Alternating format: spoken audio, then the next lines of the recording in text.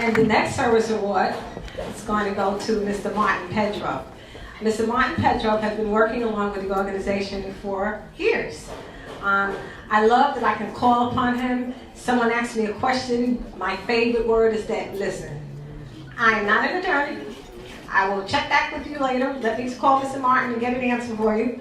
And basically, I can call upon his services, call him up. Martin, I need to ask you a question. He always get back to me, and he participates in all of our workshops that we give all throughout the New York City area.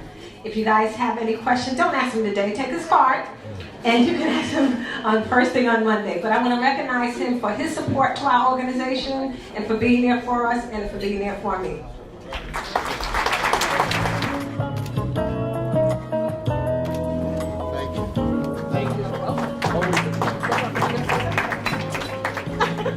I'm not really prepared to say much. It's been a hard 2 weeks for me, for friends, for relatives, and I suppose for many of you. It's always a pleasure, Diane. Diane, it's always a pleasure. Please keep on calling me. Please keep inviting me. I want to do whatever I can for this beautiful organization and the initiative you've taken to create. We need more and more of Diane's. Thank you. It's important to know that the caregivers, you may not look at yourselves as leaders, but you are leaders. And when people look at you and the kind of services you provide for a loved one, a family member, a relative, they probably are also looking to you for other things based upon the sacrifice that you make. So as a journalist, I must say one thing to the caregivers and give you this information. People probably always come to you for all sorts of things. We just had an election, and the country decided Barack Obama would be our president. We need to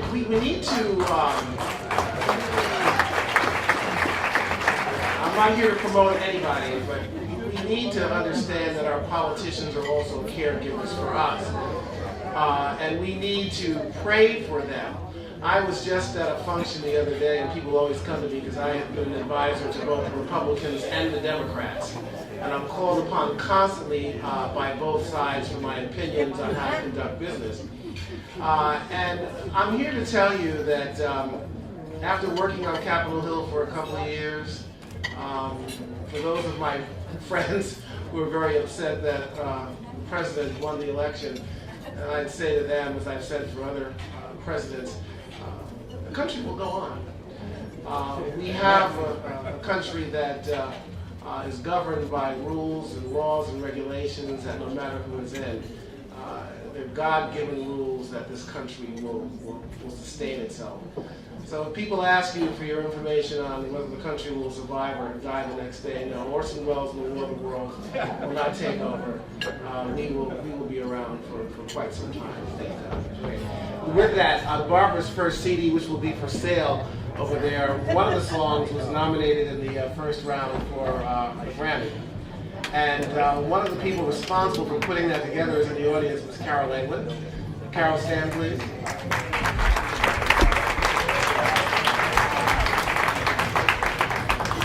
For those of you who might want to hear Barbara, she's sung around the world many times, but on November 17th, she will be once again at the world-famous Lenox Lounge in Harlem. And you can catch her there on November 17th to hear Barbara King and the Spirit of Jazz perform. I'll be announcing that over and over again, of course. But anyway, I do want to go back home and survive tonight.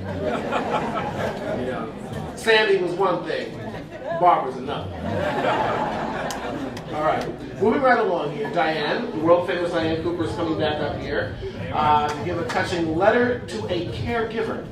I was sitting at home one evening, and I said, caregivers, they're often doing a lot.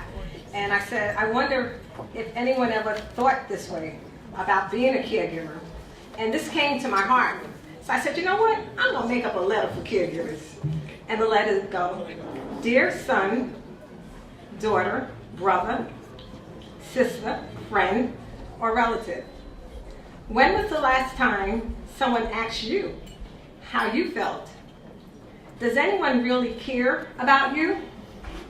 does it bother you, that people walk up to you, hug and kiss you, and then say, that was for me, the care recipient? I know that it is not easy to look at me and imagine that there was a time that I took care of you. I know that there are times when I can be difficult, but this is how I deal with my losses. I often think about the good times in my life and may even speak out loud about them. This is an attempt to hold on to the way I used to be.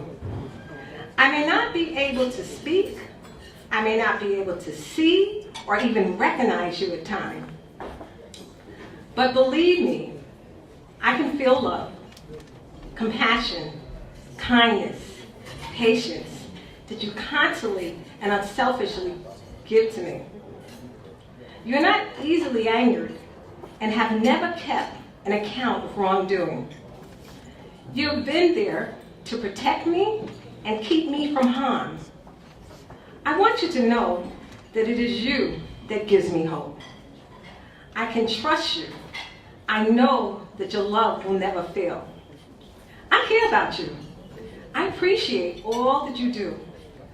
I love you. You know what? Sorry, I just lost it. I love you with all my heart. You are so very special to me. In fact, you are a gift from God. It would give me great joy to know that you take care of yourself and do something special for yourself. Smell the flowers, watch the sunset, listen to the birds sing, and don't be afraid to ask for help. I know that you're doing the best you can, and you are doing a great job. I just wanted to tell you that I love you and thank you so very much. The calling and the gift of being a caregiver comes in many ways. And while my wife Barbara and many of you are caring for loved ones, my calling as a caregiver is the power of prayer. And I'm often called upon to go to many places and hospitals, people's homes, and sometimes strangers just come up to me for prayer. And it has done some pretty miraculous things. At the same token, though, I often wondered, why me? I have so many issues. I'm not perfect. And I would suspect that many of you as caregivers are probably saying the same thing. Am I really equipped to do what I have to do? It's not a matter of what there's no turning back on any of this stuff. So in my own mission that God has given me for prayer, I was quite troubled by this because I said, I'm not really worthy of this cause and I don't know if I can do this. So I called upon Dr. Louis Carlo, who was the dean of the Alliance Theological Seminary, and he said quite simply, well, you know, you are a wounded healer. I think the way of the wounded healer is the way of many caregivers who have so many imperfections and issues of their own, but yet and still they're called upon to set aside their own issues to care for other people. Just know and understand that through your own issues, perhaps by not focusing on them, you heal yourself in the process of trying to heal others. Keep in mind that the way of the wounded healer is one of the most noble ways of servicing others, servicing God, and at the same time, perhaps, maybe servicing yourself also in the process. Moving along in the program here, we're going to get reflections from Jacqueline Cherry.